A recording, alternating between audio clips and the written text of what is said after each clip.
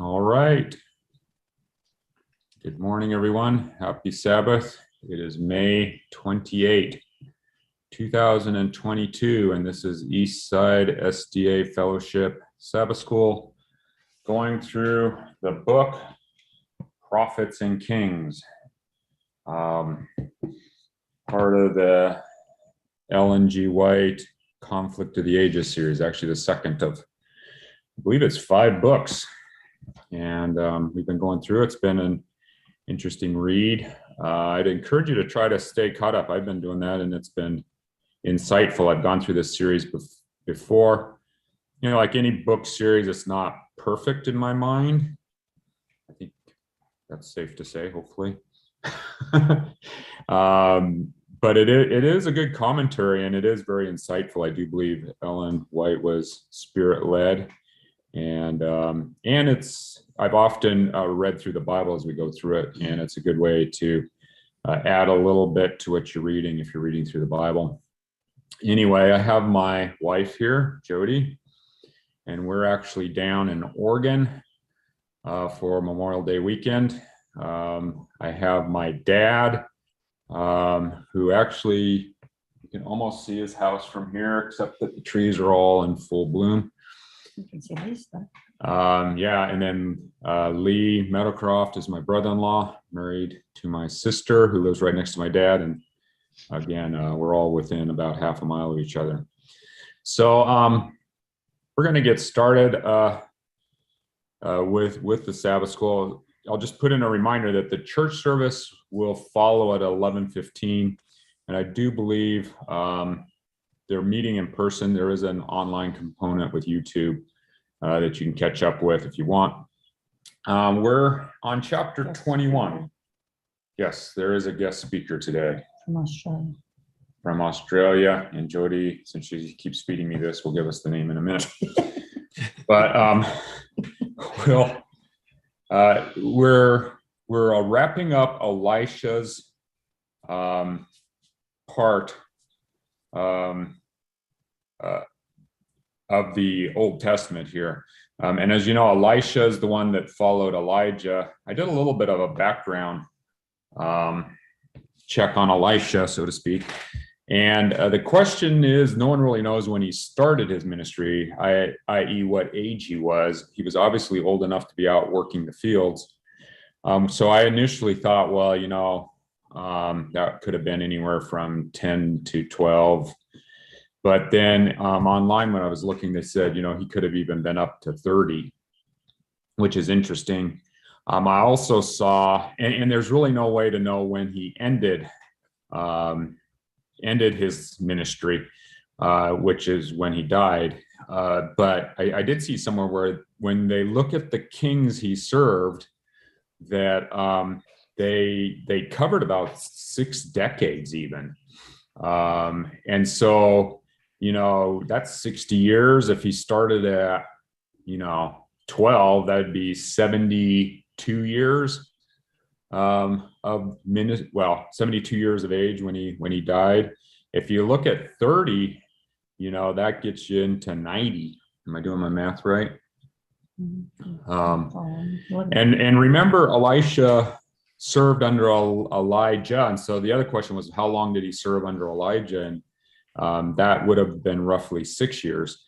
And at the end of Elijah's life, Elisha was sticking close because the promise had been given that he would receive a double portion of Elijah's blessing. And that seemed to hold true. Elisha was a very powerful prophet, obviously powerful in that God was working through him. And some people said he easily did twice as many miracles as Elijah did.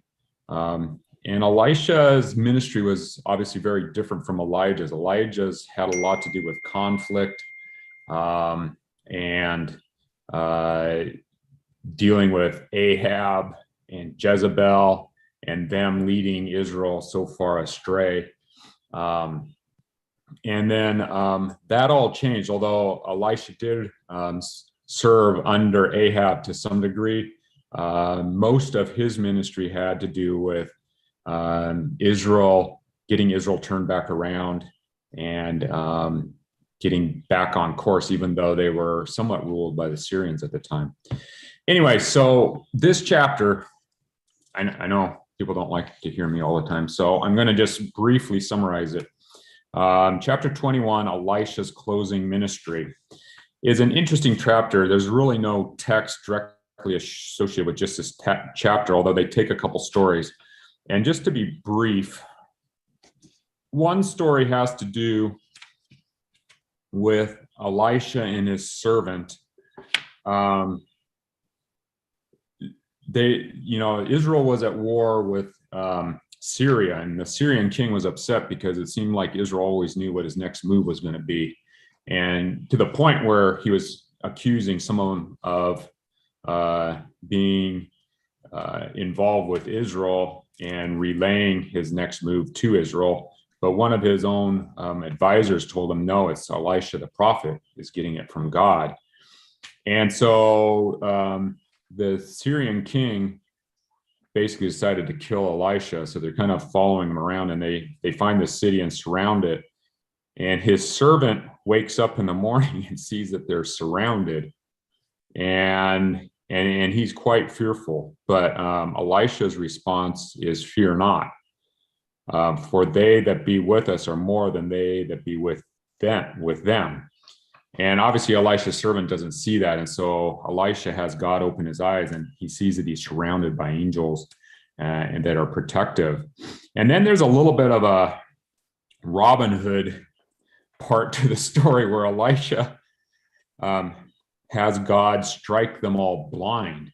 I always like this part of the story. And then Elisha goes out and tells them, no, you have the wrong city. Let me take you to the right city, and takes them right into Samaria, where then the king wants to know what to do. And they end up feeding them while opening their eyes. They realize where they are, and they're basically defeated. Elisha saves their life, and the king of Samaria feeds them and lets them go, which gives Israel a little bit of a reprieve. So that's one of 4 stories I found in this chapter. The other one, well, the second story is later on. Syria comes back, and I think they're surrounding Samaria at the time. And this is where things get really low for Israel, I think, to the point where they're actually resorting to cannibalism. And then Elisha makes this, statement that tomorrow everyone will eat, and everything will be cheap as far as buying food and stuff. And sure enough, there's these lepers that can't decide whether they wanted to die in the city or go out and die. And obviously there's more food out than in. And they go out and find that God has driven the Syrians away to the point where they left everything. And so these 4 lepers start pillaging them. And then they decide that's not exactly right. They go back to the city, and sure enough, everyone in the city is saved and has food.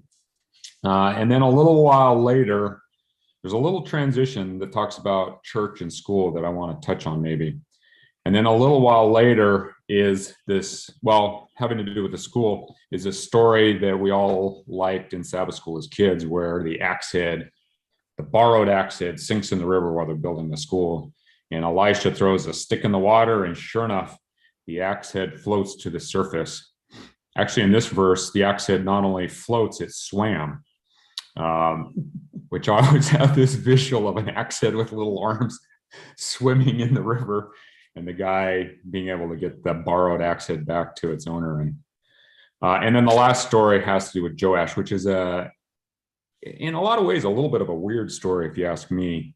But Elisha is literally on his deathbed, and the king, Joash, comes to him because he's under a lot of pressure from the Syrians, and he wants to know if Elisha can help him. And Elisha does. All right, so sorry, we're into this 7-8 minutes. So first thoughts on this chapter, just reading it through. In a lot of ways, a transitional chapter, a wrap-up chapter on Elisha. And let's start with you, Jody. Just initial read. What are your first thoughts? And then I did come up with some questions. We can stick with them, or we don't have to. So my initial thought is that, God is certainly creative, and the way he chooses to help solve these problems throughout this chapter.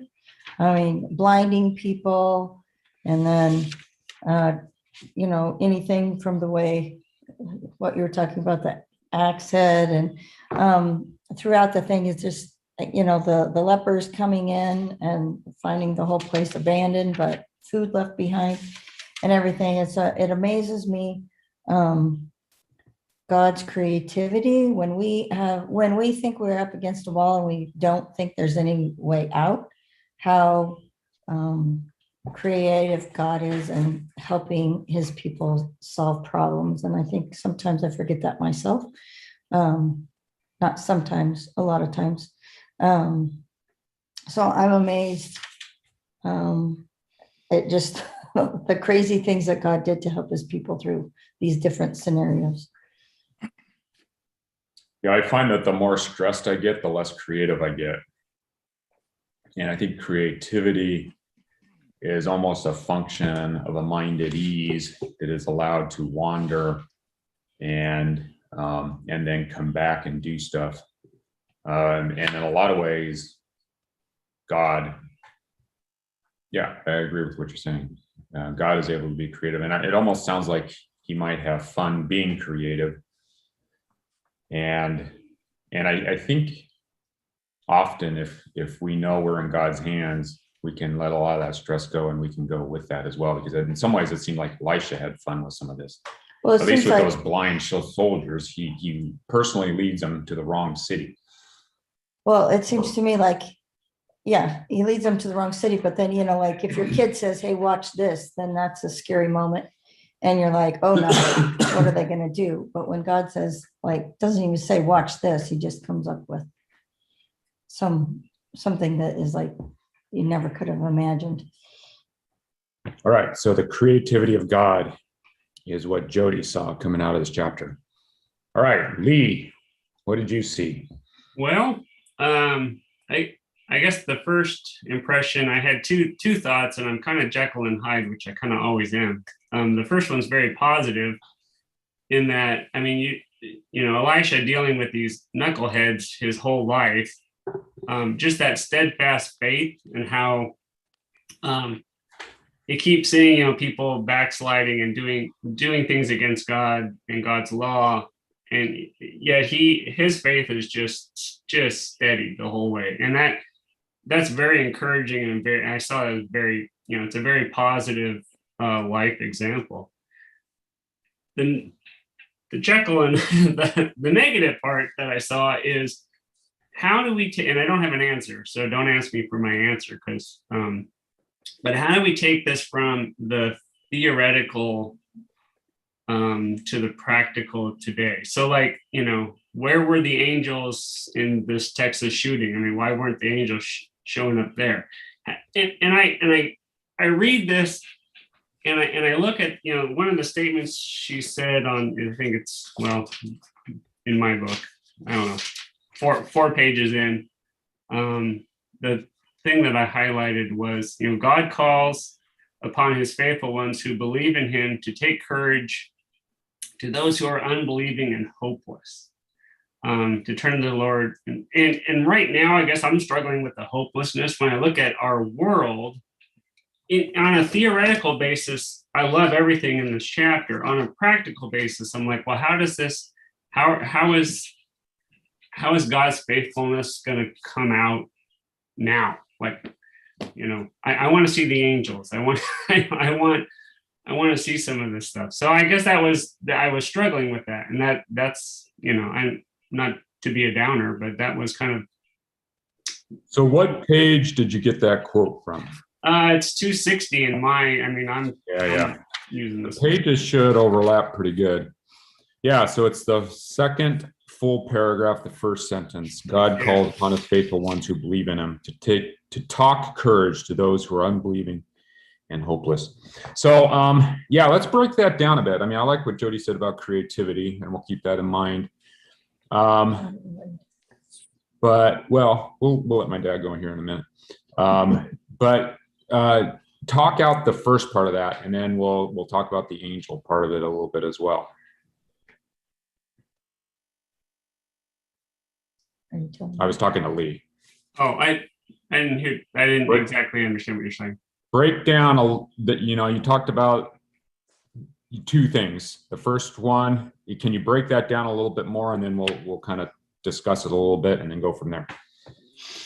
Well, the first one, I mean, like I said, on the positive side, just watching how Elisha dealt with just adversity after adversity. I mean, it's very encouraging that clearly, I mean, we don't know. I'm sure there were times where he was down and upset at what's going on, but just to see such major, the children of Israel deciding that Baal is going to be better than God, even though God has taken them throughout their life, and just watching this, but still just keeping that faith and having that. I don't know. I mean, it's just that to me is so encouraging that he was able to do that.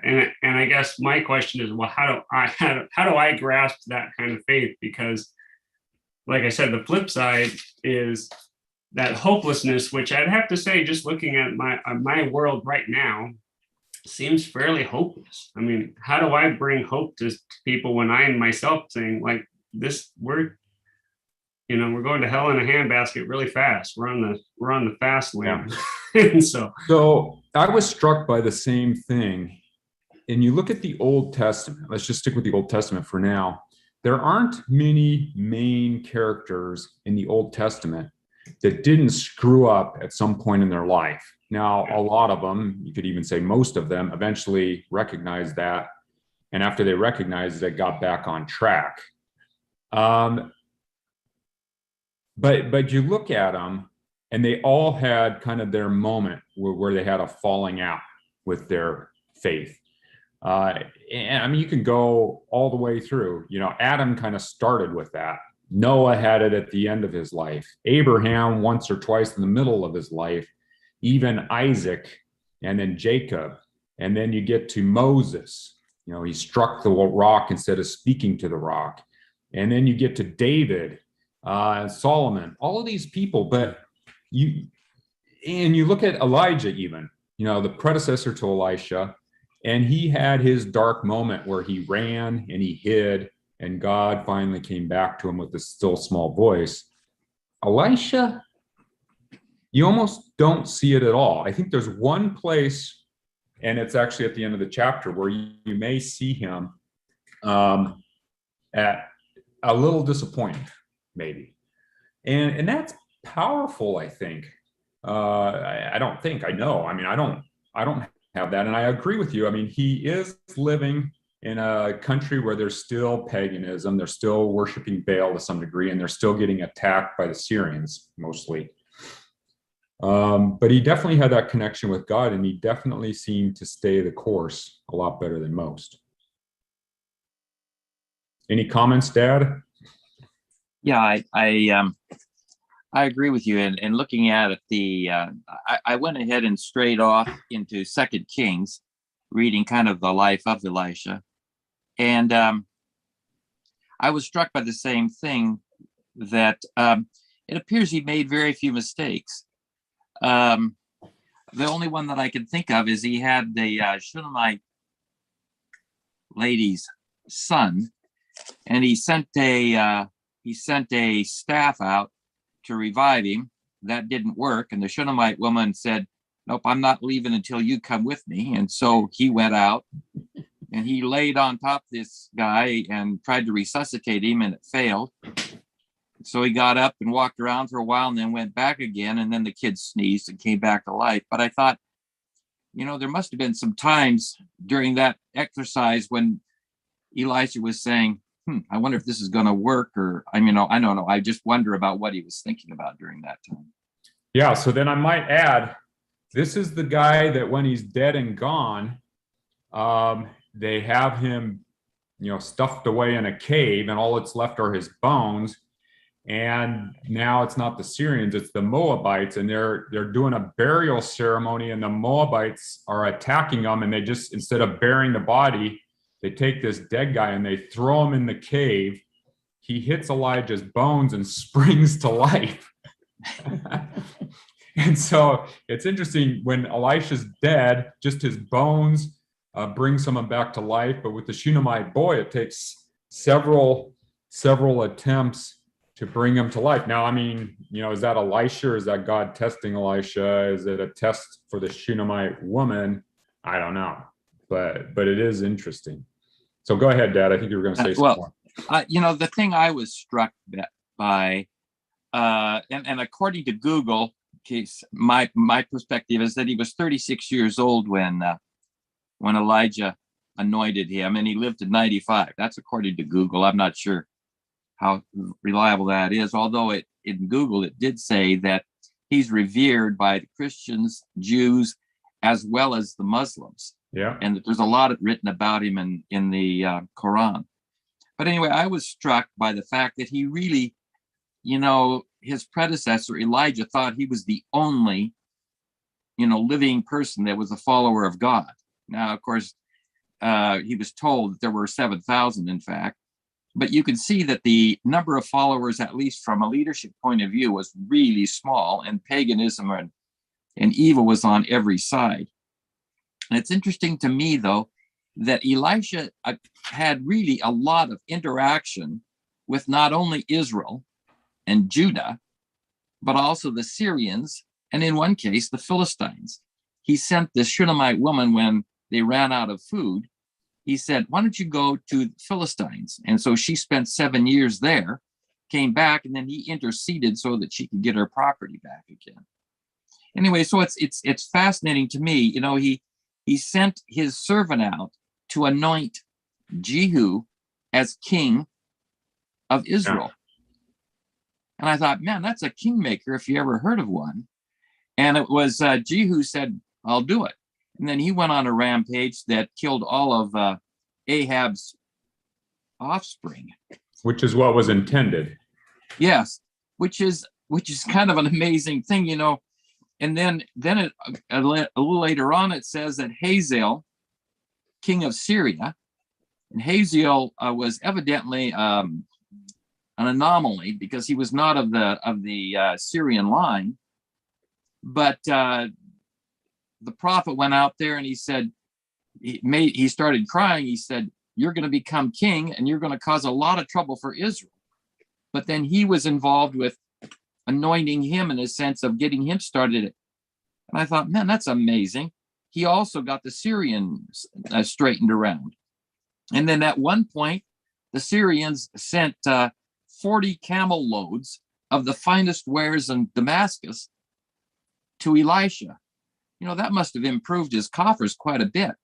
But in any event, at that time, the head of the armed forces for the Syrians showed up at his place wanting to be healed.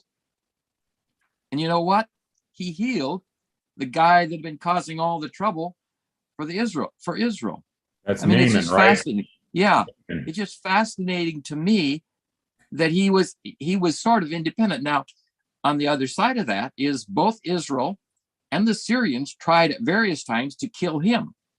Right. And you've already referenced those episodes, what happened. But it's interesting that they came out to kill him.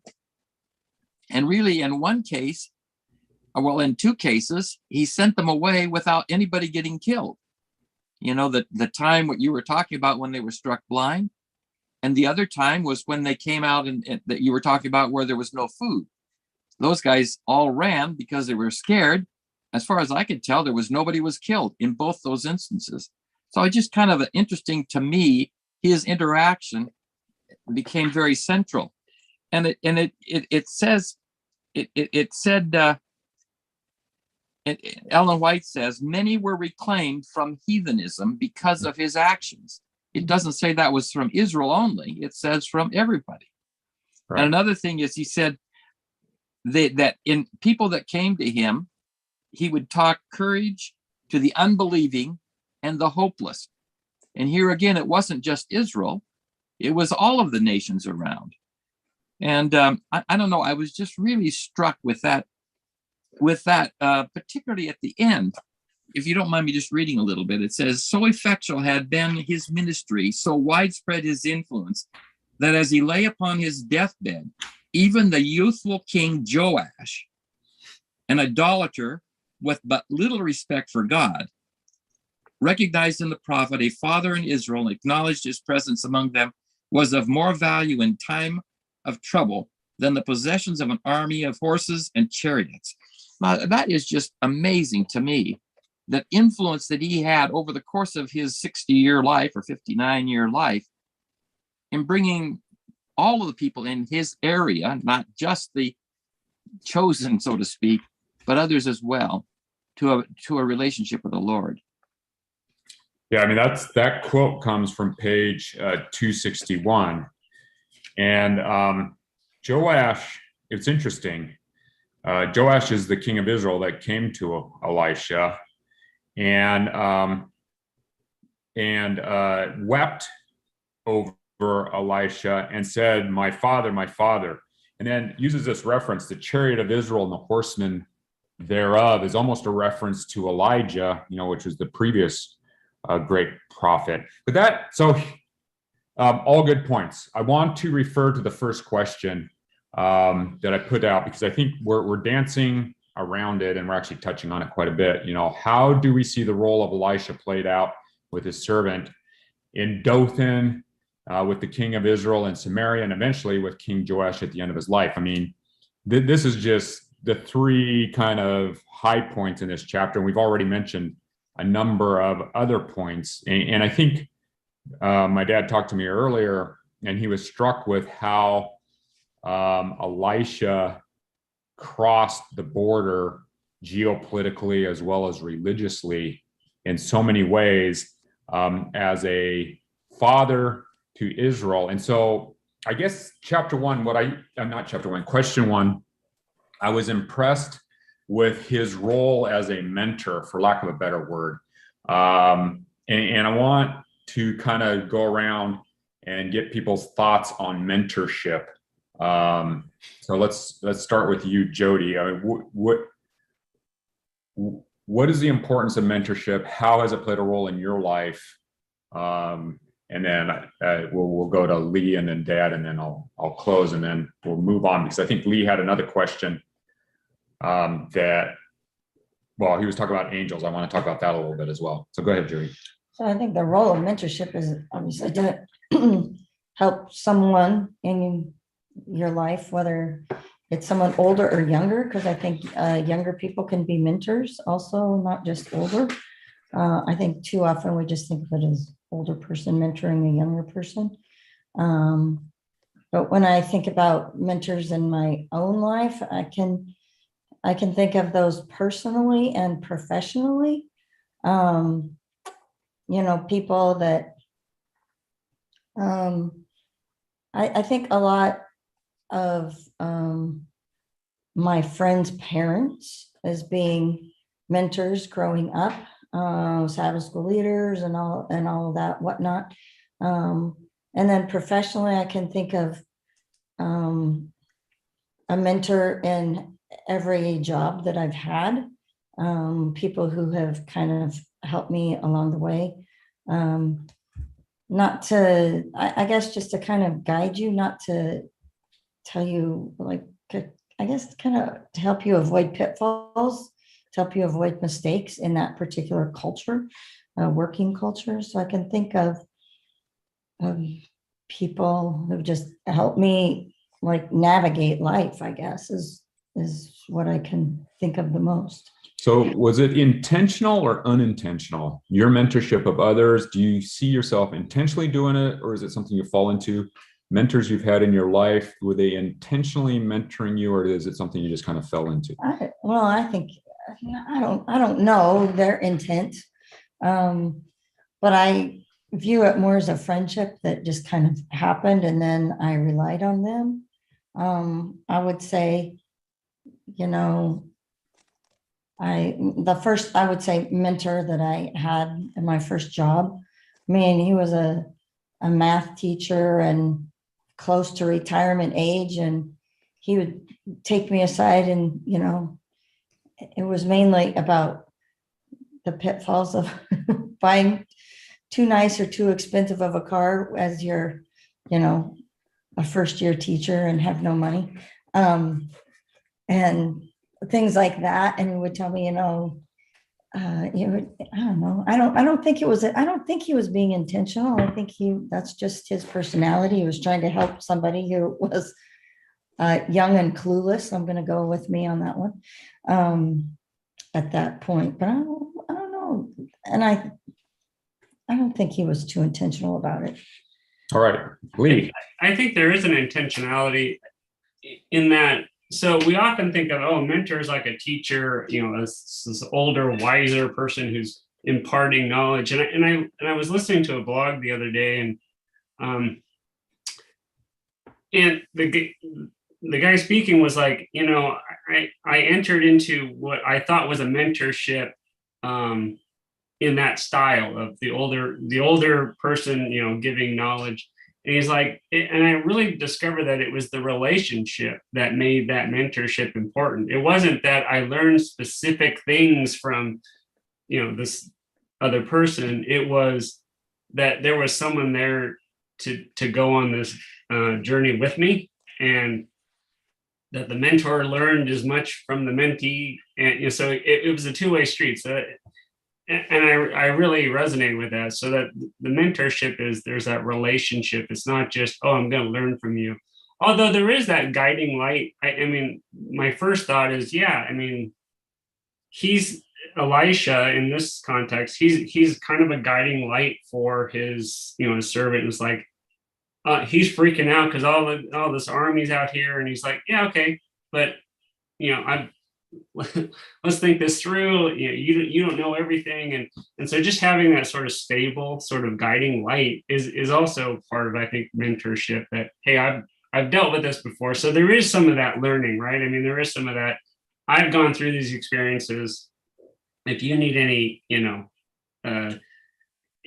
not necessarily instruction, but if you want, to let me tell you how I dealt with these kind of things. So I do think there is some learning there, but that relationship is just really important. And the fact that Elisha, I mean, back to your dad's point, John's talking about how he also, was speaking with not just the, nation of Israel, but the Syrians and all these people. Back at this time, and Balaam was another good example. I mean, if you were a prophet, you were a prophet. I mean, people sought you out. We always think of it as black and white, like, oh, this is the good people and the bad people. But back in this day, if you were, it didn't matter kind of what your religion necessarily was. It's like, yeah, this person is a person of God, and they're not on my team, but I still believe in them. And I find that to be a very unique thing that I think we've lost to a certain extent now.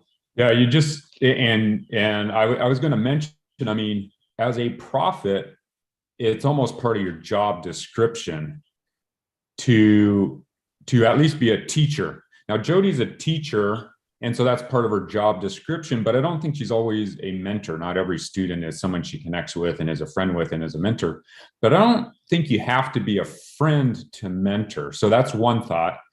And you're absolutely right, Lee. I mean, you look at prophets, and obviously we're talking about Elijah, Elisha, but you mentioned Balaam, which is interesting because that's very true. I was thinking of Samuel. I mean, Samuel was kind of the prophet, and Saul can't find his sheep or goats or both, and so it's his servants like, well, hey, let's hit up the prophet. You pay him a fee, and he tells you where to go. So I mean, it was almost a service that they were expected to be able to provide. I'm in a position of mentorship to some degree. As a surgeon, we have residents, and it's like a teaching role, a lot like Jody. And I, it's part of the job description to kind of teach people the ropes and, lead and guide, if they're getting off course, get them back on course. I'll tell you, for me, it's easier to mentor someone if you're friends with them. It's also easier to mentor someone if they actually follow your advice. I've had residents that didn't follow your advice, and they'll still call me and I'll still give them my advice, but it's not as much heart and soul where I'm leading them through it as I might if I was more friends with them and if I was, felt like they were actually following that advice. I mean, a lot of people are using me among, a dozen other people to try to, weigh what would be best in their own mind. And so in a lot of ways, I guess I'm not maybe as good as the prophets were, in that at some point I tend to kind of write people off a bit, just because, and maybe I should do better with that. And my dad is someone that has mentored people that in a lot of ways I might have written off too, and seems to stick with them. But before I get to my dad, I do think you mentor up and you do mentor down. And what I mean by that is, I've always thought it's a good idea to have someone older than you that's gone through it and can help you. But I think there's a lot to be gained by people that are younger than you. And even, I guess children aren't necessarily your mentor. Or you aren't necessarily a mentor to them, but you can learn a lot from them. And the younger generation, I have, as I've gotten older, more and more tried to have younger people that I can call, because times change and they're a lot more in tune with the changes, at least for their generation, than I am. And so that helps. But Dad, you've had a number of people you've mentored, and I'd like to get your thoughts. Well, I was really struck that, like Lee said, that Elisha really, he was in Damascus, he was in all the major metropolitan areas around at various times. It's fascinating to me that he was in Jericho at one point and they were having water problems. And so he corrected their water supply for Jericho. And that actually caused it so that there was an excellent water supply in that whole area for agriculture as well as for the city. And of course, later on, that became a tremendous place for raising dates, and a lot of money was made in that area. So he really reached out to a lot of different people. But I was struck by what Ellen White says here on page, 261, to many a troubled soul. And you notice it's to many a troubled soul. It's not Israel. In need of help, the prophet had acted the part of a wise, sympathetic father. And in the instance, he turned not from the godless youth before him. He's talking about the king, Joash.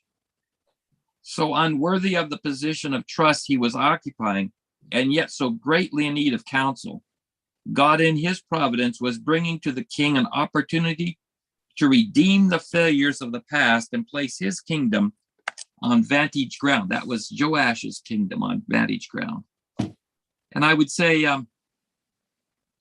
that was phenomenal to my way of feeling, is that he really reached out to lots of different people. And I guess you could say mentoring. I guess one of the questions in my mind is, when you start off with someone like my grandson, it's not so much a mentoring as it is kind of telling them, okay, this is what you should do. No, don't touch that sort of thing, But as life goes on, your relationship, even it seems to me, with your children is one of mentoring, in that you are interactive. Because I can tell you, as a father of 4, that I learn a lot from my kids. They are a huge help to me, so that I completely agree that mentoring is a two-way thing. And I think that you have to listen to the younger people, particularly as you get older. There's not that many older people. Anyway, that's my thinking. Well, so that brings us, Lee mentioned angels, and I want to talk about angels, because Elisha, and especially in this chapter, Elisha sees angels. And I don't know if it's all the time or just here and there, but he's definitely seeing angels that no one else is seeing. And it goes back to Dothan for sure, where he opens his servant's eyes, and there are more angels than there are Syrians. And I'm assuming that led the servant to not fear what was going on as much. But then later on, at the end of this chapter, I thought it was amazing. It's literally the last page of this chapter, on page 264. and it's the first full sentence. It says, as on the heights of Dothan, he had seen the encircling hosts of heaven, the fiery chariots of Israel and the horsemen thereof. So now he was conscious of the presence of sympathizing angels, and he was sustained. It's almost, I mean, the irony for Elisha is Elijah was taken up in chariots of fire, I think is the word that they used. But for some reason, Elisha had a lingering illness and passed away because of it. I mean, here's a guy that's healed many people, brought people back from the dead, and yet himself dies of a lingering illness, almost reminiscent of the thorn in the side that Paul had. And yet he's sustained by angels, sympathizing angels. And I mean, it almost sounded like a care center to me. You know, wherever he was, he had angels that sustained him, that he could somehow see. And what are your thoughts on that? I mean, I do believe in angels. I do believe they are created beings by God, and that God has used them on earth to help humanity, and whether we see them or not. But for some reason, Elisha saw them a lot more than other people. I mean, what are your thoughts? Lee, you mentioned angels in Texas, you know, in the grade school where they just had this shooting. Yeah, I mean, they had to have been there. I mean, I guess what's the role of angels? Do we see them or not? And how does that impact us, I guess, or how should it impact us? John, could I add to that a question for Lee as well? I was thinking about this for Lee, and that is that you notice that the angels that were round about were on horseback and in chariots. And I'm wondering, are they still on horseback and chariots, or do they have a better form of transportation, or why were they on such poor transportation? I mean, angels seem like to me they should have better transportation. That was high tech at the time. A chariot, you had to be, number one, very wealthy to have a chariot, and that was like the most intense, A1 Abrams tank at the time. I mean, a chariot was like crazy tech. Have they upgraded since? Yeah, well, I mean, you wonder. I mean, you hear in Revelation. I always thought of that too. It's like when you hear John describing all these things, and it's like these beasts. Well, I mean, how could a guy from that time, if he saw a helicopter shooting, missiles from it, I describe it as a beast? I mean, it's a bizarre concept, but I don't know. I agree. I'm with John. I think angels exist, but clearly in the Old Testament, they were more invisible, or they hung out, or our faith is just so poor that we can't call them up like we used to. I don't know. I wish I had an answer. I don't. Well, I think they might be there and we just don't see them. Go ahead, Dad.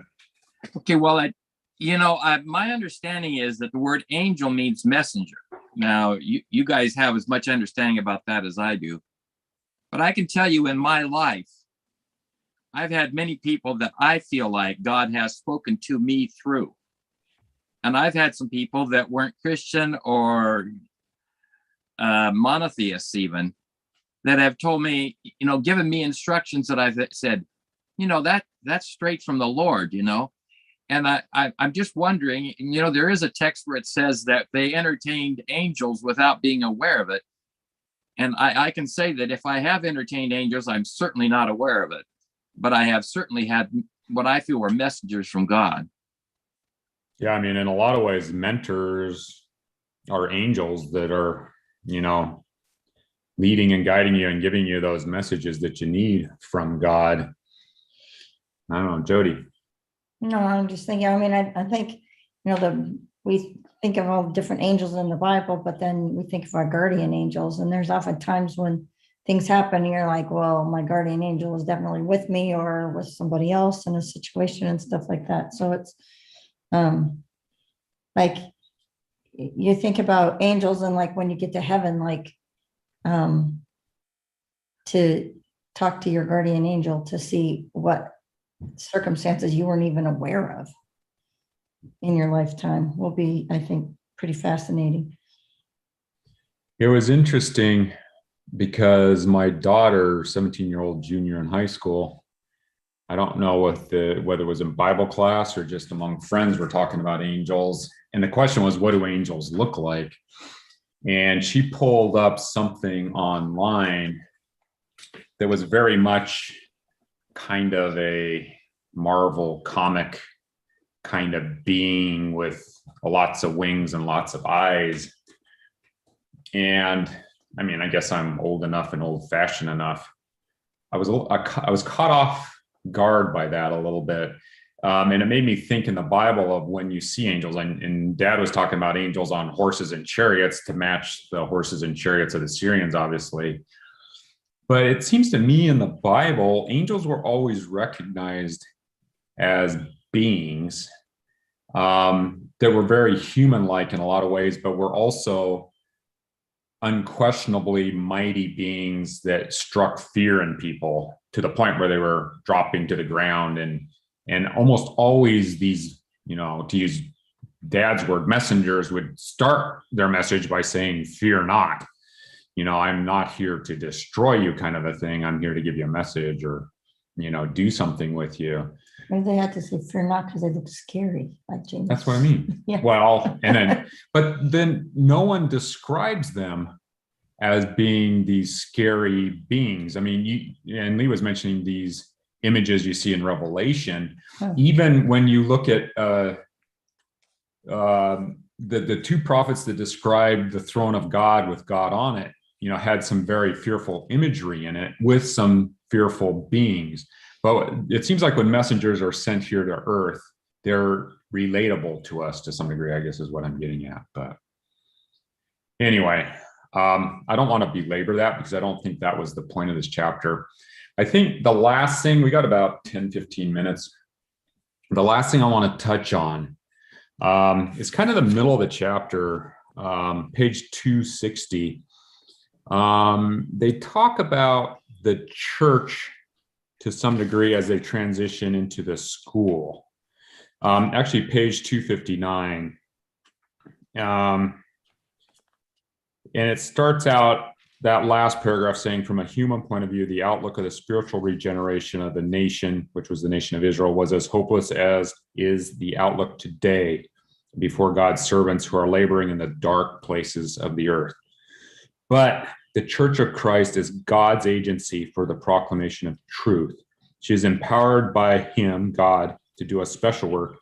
And if she is loyal to God, obedient to his commandments, there will dwell within her the excellency of divine power. If she will be true to her allegiance, there is no power that can stand against her. The forces of the enemy will be no more able to overwhelm her than the chaff to the wind. I mean, there's certainly dark places that we still see even in this country, which honestly gives us the freedom to be the church we want to be. And I think we're all Seventh-day Adventists, but I think we all also agree that there's truth in other churches and other Christians that are leading the way in this country. And yet you have a country that is enviable to other nations for its freedom, and there is still darkness that just constantly hits this country. It's interesting though that Elisha's involved with bringing the church back in his country after they finally get out from under the rule of Ahab and Jezebel. And it kind of starts with the church, but then goes to the school. And I think that's important. I think that's something you've seen within the Adventist church. I mean, we do have schools as well. Thoughts on that? Anyone have any initial thoughts on Elisha's role in bringing the Israelites back to church and getting their young in school? I mean, albeit it's the school of the prophets, which is a little bit more specific than the schools they probably had otherwise. But what thoughts do you have, and how does that relate to us here and now? I think ultimately we have to learn from the past to know what to do in the present.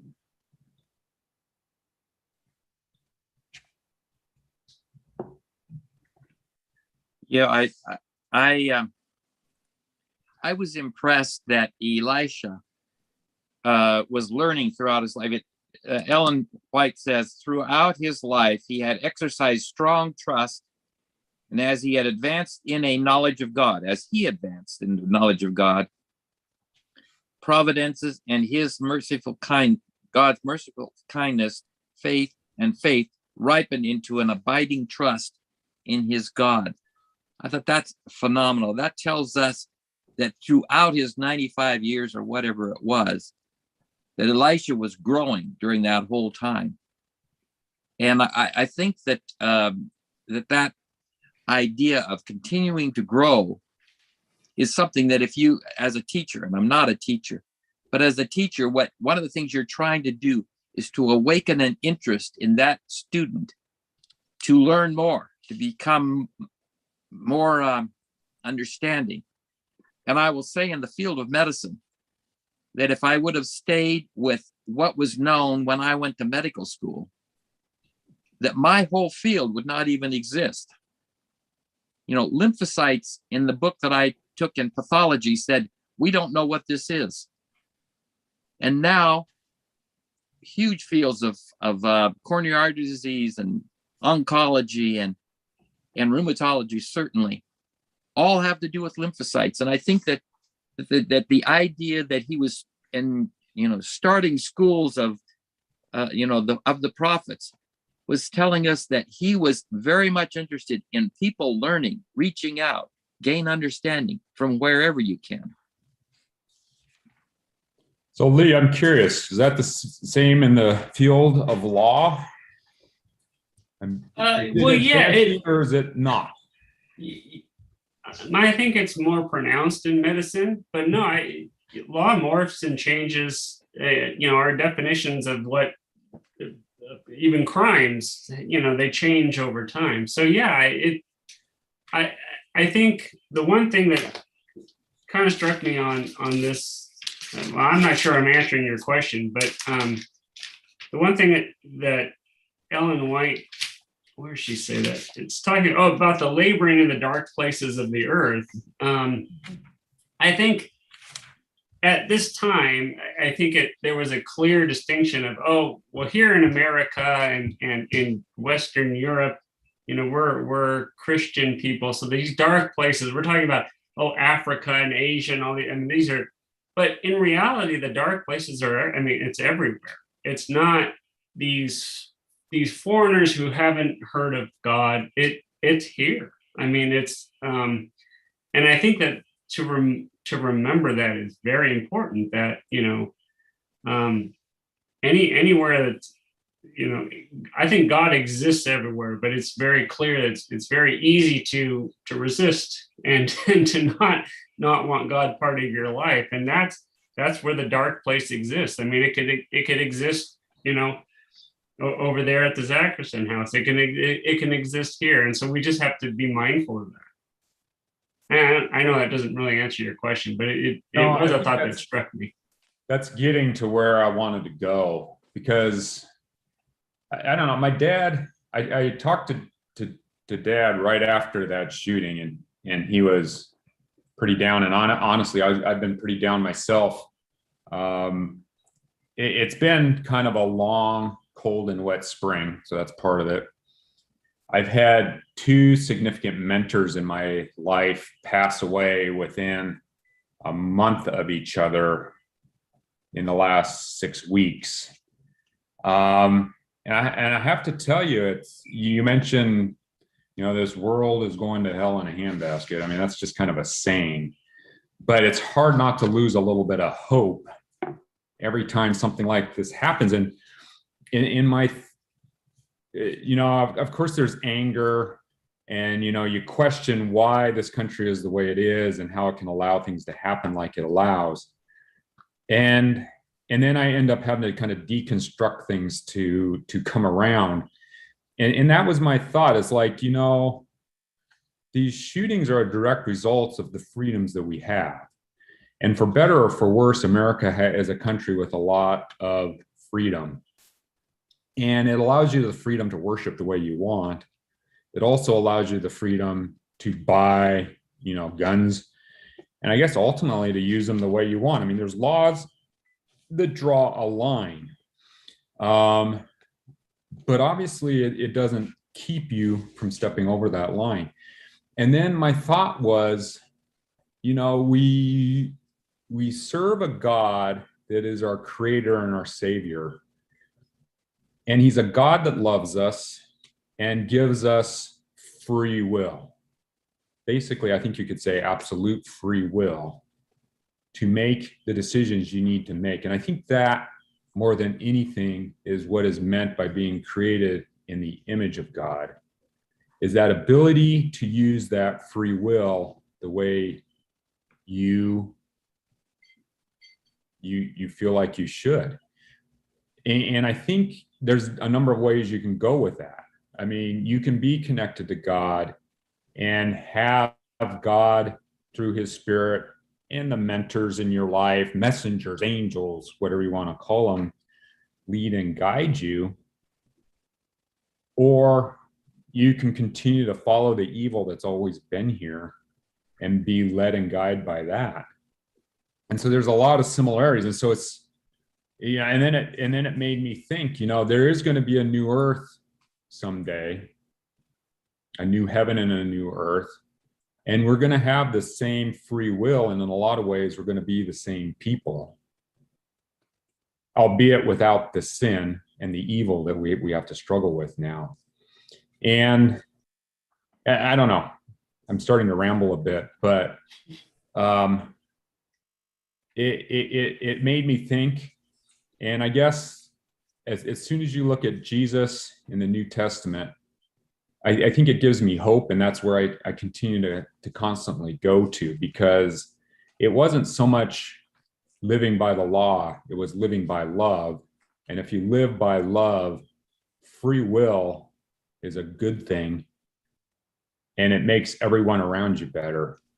Whereas if you don't live by love, you don't live by the law, you kind of become outside of the law, and that just reinforces the evil that we're surrounded by. And I think Elisha, he grew up under Elijah and then served with him at least 6 years or so. And he saw the bad that was there. And I think Elijah did a lot of the heavy lifting, and Elisha was able to follow and start putting things back together with the church and the schools. And I think we need to wrap up. But I think there is a hope that is always there, serving the God that we serve.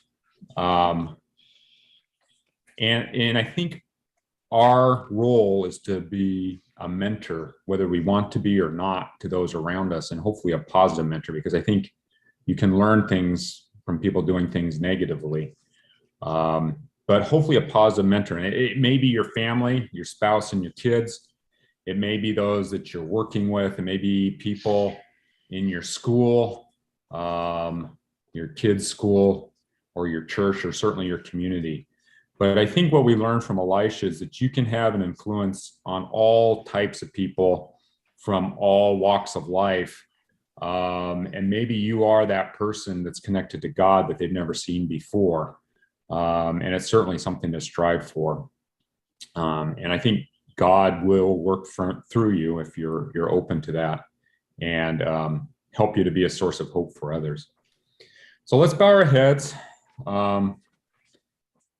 Dear Heavenly Father, thank you for this chance to spend some time in your word, talking about your prophet, Elisha. And please help us to remember you are still in control of what goes on in this world, and that you're willing to work through us for the good of those around us. Help us to have a good Sabbath and a good journey through this book. Continue to be with us and bless us in your name. Amen. So this will be on YouTube later on, and the next chapter is going to be chapter 22, and it goes back to Nineveh, that great city. So looking forward to that. There will be church service in 45 minutes at 11:15. And we invite you to join us for that as well. So I think Sam's hopefully here and ready to shut this down. And I hope everyone has a good day.